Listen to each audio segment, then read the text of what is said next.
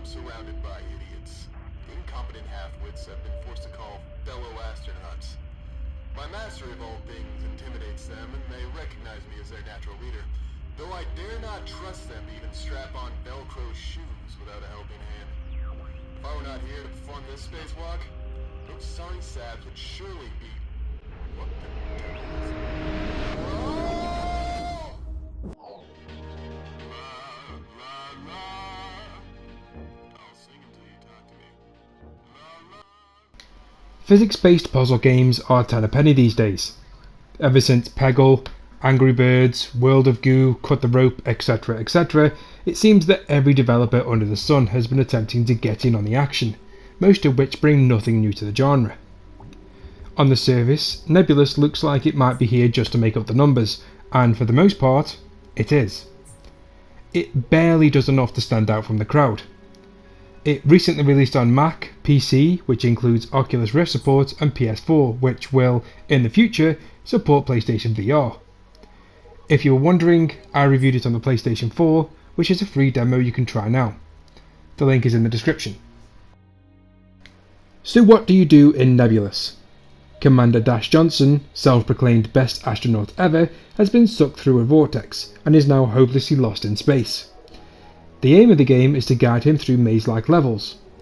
Each level starts with Johnson in a fixed position, and it is the player's goal to rearrange objects on screen, then allow gravity to take its course, hopefully guiding him to the exit. The only catch is that there are often deadly hazards that can't move, and if Dash Johnson touches the side of the puzzle area, he is transported back to the beginning. There are jump pads, conveyor belts, mini planets, half-pipes, platforms, and gravity-altering objects to take into consideration, and right from the off, Nebulous can be tough going. There are random difficulty spikes throughout the game, and progression introduces more and more objects to interact with, but isn't necessarily tied to a rise in difficulty, because the game is difficult from start to finish. Nebulous is a difficult game for 3 reasons. Number 1. Many of its levels are counterintuitive. There are stationary objects in Nebulous which, in any other game, would work as a helpful hint as to where you are supposed to place the object you can move. But not in Nebulous. Oh no, not in Nebulous. In Nebulous, they are like little teasers that are put there to steer you off course. Put objects where you expect they should go, and watch as Commander Johnson careers into a lasers or a crusher or something just as deadly. Secondly, you have to be inch perfect with your item placement. Just a few millimeters off with a jump pad or a space rock, and Johnson will likely crash out. Luckily, the game allows you to restart instantly, so you're not having to wait around for a while before you try again. Lastly, many of Nebulous's puzzles are set across multiple planes. For example, the puzzle in front of you can lead to a puzzle to the side of you, and then that puzzle can lead to a puzzle above you, and then that puzzle can lead to a puzzle below you. This is the most unique aspect of the game, and while it's easy to switch between the planes, it can also get incredibly confusing because gravity can change direction on each plane. So for example, the one in front of you could be pulling south, whereas the next one could be pulling north.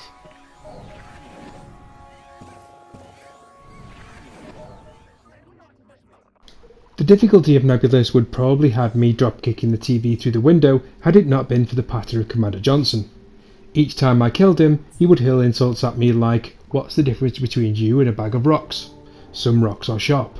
Or, "I'd call you a turd brain, but that would be an insult to feces everywhere." Failure didn't really feel like a failure because some of the quips are genuinely funny. It was like my own personal Mallory Archer insulting me every time I sent him to his death. It's rare that I've ever felt more rewarded for failing in a game than succeeding, but Nebulous does exactly that. Underneath the unending insults, there is a plot to Nebulous which is told through small snippets of conversation at the start of each level. To be honest, this makes so little impact on the game that it entirely passed me by until I got about a third of the way through the game.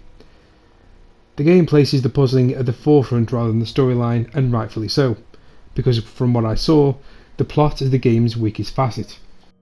Funny guys. Hilarious.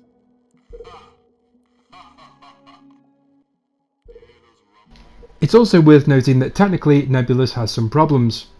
When Commander Johnson dies or you have to restart the level, the game can freeze up for a few seconds and the frame rate dips quite severely. You probably noticed that in the gameplay footage so far. While this wasn't too much of an inconvenience playing on my TV, this would be a massive issue for the game playing on Oculus or PlayStation VR. Hopefully the devs can fix this before the functionality for PlayStation VR arrives. There's also some odd issues when moving objects, as if they bounce around stationary pieces, as if they're having an epileptic fit. You can see a bit of this now.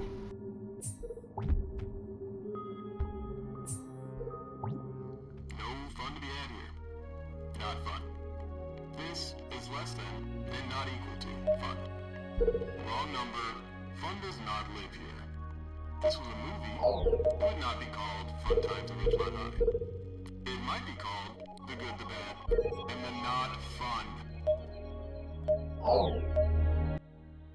So, in summary, Nebulous is a 40 puzzle long self-esteem destroyer. It's not very intuitive, and the unique multi-puzzle planes add to its already hefty precision-driven difficulty. If you dream of being insulted by a cocky astronaut while struggling through puzzles that love to see you fail and are rarely rewarding, Nebulous is the game for you. Otherwise, save yourself some frustration and avoid it. Commander Johnson often says in this game, there's no fun here, no fun at all. And for me, he was absolutely correct.